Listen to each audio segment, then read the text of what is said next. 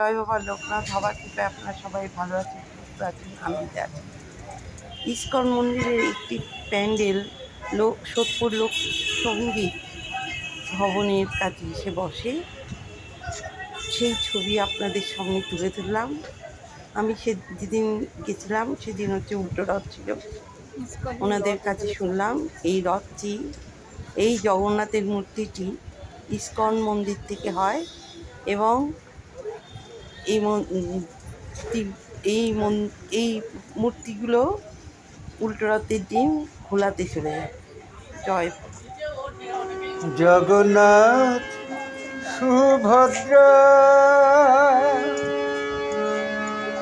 ওগো বলরাম,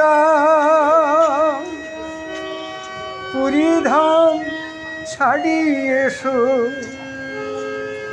মোর হৃদয় ধাম।